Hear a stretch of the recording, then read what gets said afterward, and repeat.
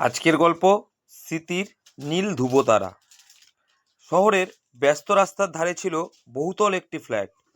সেই ফ্ল্যাটের একটি ছোট্ট ড্রয়িং রুমের বিশাল কাচের জানালার ওপাশের আকাশটা আজ অদ্ভুত তমাটে রং ধারণ করেছে। অনন্যা জানালার গ্রিলটা শক্ত করে ধরে দাঁড়িয়েছিল, চুলে আলগা, হাত খোপা।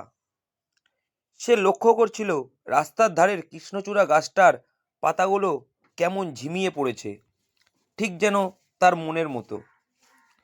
হঠাৎ পেছনের সোফায় বসে থাকা অনিমেষের গলার আওয়াজে তার ধ্যান ভেঙে গেল। অনিমেষ চ্যাটার্জি হলেন অনন্যার স্বামী। উনি পেশায় একজন সফল সার্জেন। তাদের 21 বছরের সংসার। অনিমেষবাবু চশমাটা নাকের ডগায় নামিয়ে খবরের কাগজের ওপর ঝুঁকে পড়ে বললেন, শুনছ, মেঘলা শ্বশুরবাড়ি থেকে হিমাংশু ফোন করেছিল। মেয়েটার নাকি ধুম জ্বর, ভাইরাল ফিভার বোধহয়। অনন্যা দ্রুত ঘুরে দাঁড়ালো, তার চোখে মুখে উৎকণ্ঠা। মেঘলা অনন্যার সৎ মেয়ে, অনিমেষের প্রথম পক্ষের সন্তান। অনিমেষবাবুর প্রথম স্ত্রী ছিলেন সুরঞ্জনা দেবী।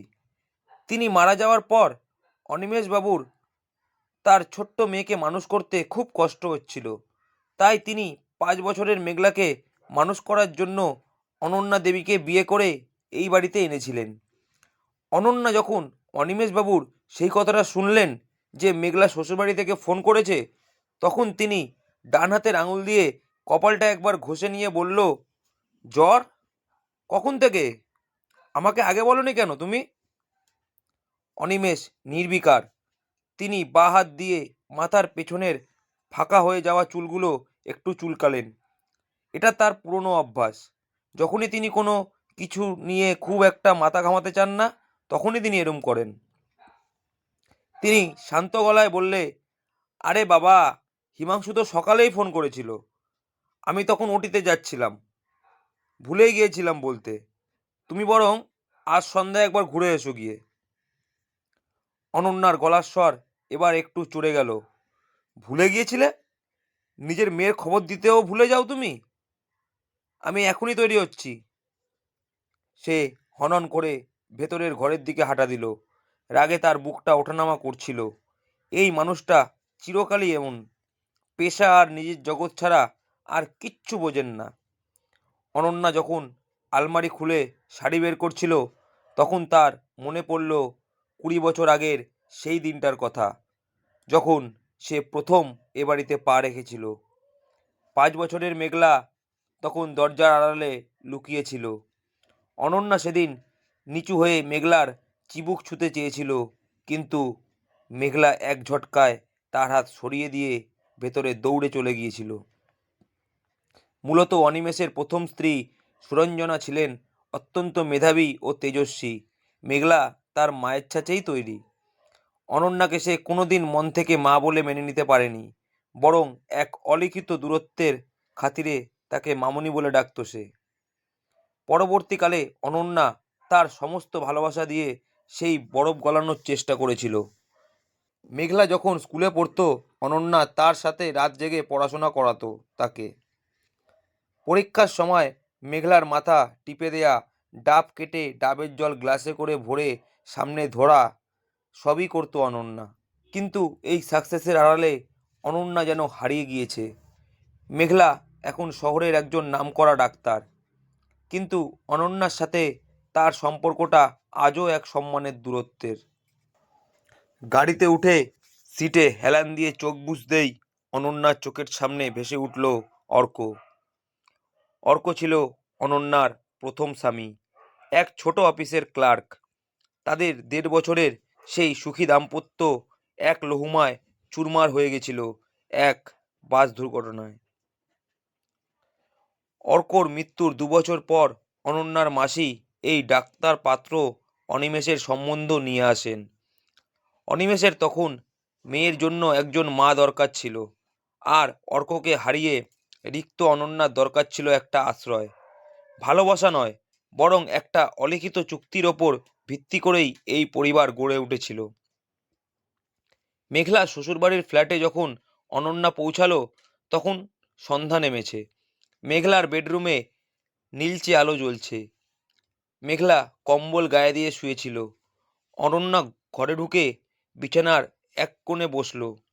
অনন্যাকে দেখেই মেঘলার ঠোঁটের কোণে খুব ক্ষীণ একটা হাসি ফুটে উঠল। সে ধরা গলায় বলল, তুমি আসবে জানতাম মামুনি। জল খাবে? অনন্যা মেঘলার চুলে বিলি কেটে দিয়ে বলল, তোর আমাকে নিয়ে এত চিন্তা করতে হবে না, তুই এখন চুপ করে শুয়ে থাকতো, আমি আসছি চিল্ড ওয়াটার নিয়ে তোকে জলপট্টি দিতে, দাঁড়া।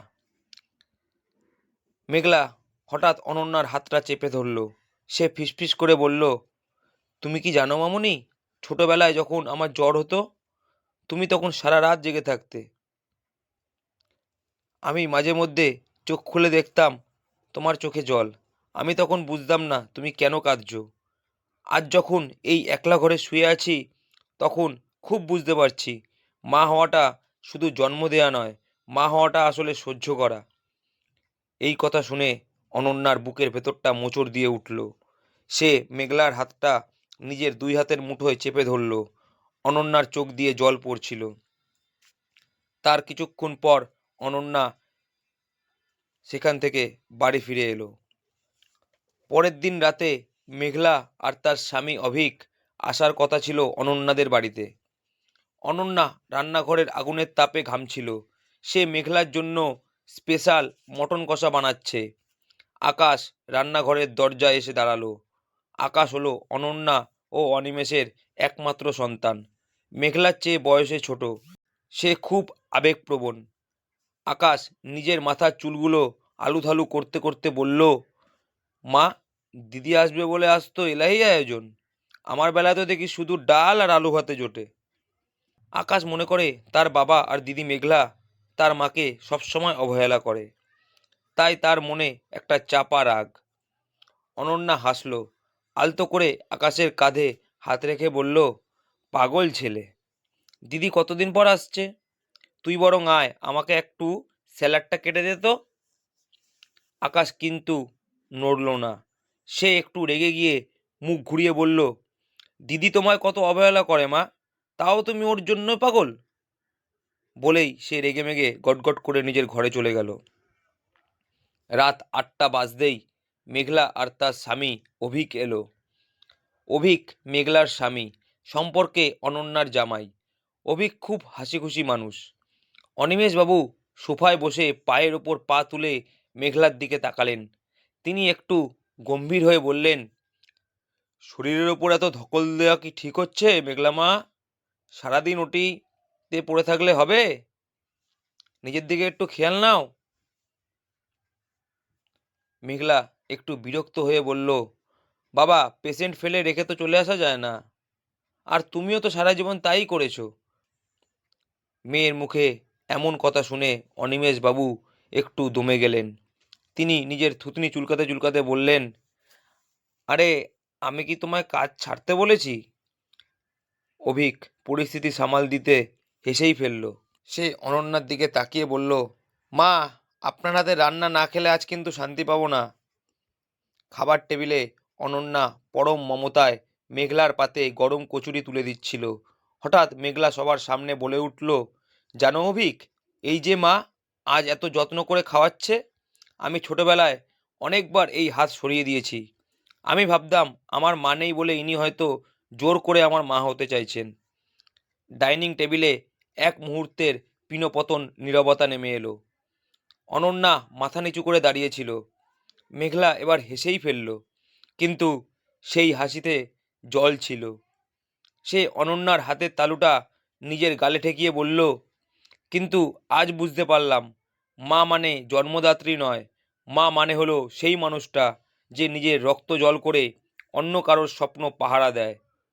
সরি মা, তোমাকে বুঝতে আমার অনেক দেরি হয়ে গেল।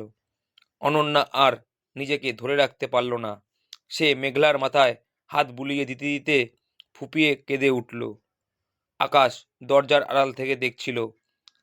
তার মনে হলো বহু বছরের সেই অভিমানের দেয়ালটা আজ ভেঙে পড়েছে। সবাই চলে যাওয়ার পর রাত প্রায় 12টা। অনিমেষবাবু আজ চেম্বারের কোনো ফাইল না খুলে ড্রয়িং রুমের বারান্দায় গিয়ে দাঁড়িয়েছেন। অনন্যা পাশে দাঁড়াতেই তিনি আলতো করে তার কাঁধে হাত রাখলেন। এই স্পর্শটুকু আজ বড় বেশি নতুন আর অর্থময় মনে হলো। অনিমেষ মৃদু গলায় বললেন, জানো অনন্যা, সুরঞ্জনাকে আমি কোনোদিন ভুলতে চাইনি বলে তোমার প্রতি অবিচার করেছি।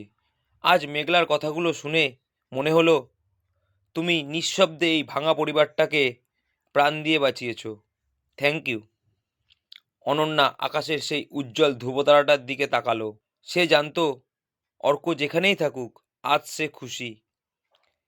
পিছন থেকে আকাশ এসে অনন্যাকে জাপটে ধরল। অভিমানী ছেলেটা আজ কোনো কথা না বলে মায়ের কাঁধে মাথা রাখল। অনন্যা আকাশের চুলে হাত বুলিয়ে দিতে দিতে অনুভব করল সম্পর্কের কোনো অঙ্ক মিলতে 20 বছরও সময় লাগে, কিন্তু যখন মেলে তখন সমস্ত তিতকুটের স্মৃতি মধুর হয়ে যায়। অনন্যা বুঝল সে আজ প্রকৃত অর্থেই এই সংসারের মূল ভিত্তি। নয়নতারার সেই আলো আজ তার নিজের ঘরেই ধ্রুবতারা হয়ে জ্বলছে। গল্পটি কেমন লাগলো? গল্পটি ভালো লাগলে লাইক করবেন, চ্যানেলটিকে সাবস্ক্রাইব করে পাশে থাকবেন এবং নিজের আত্মীয় পরিজনকে গল্পটিকে শেয়ার করবেন। অসংখ্য ধন্যবাদ।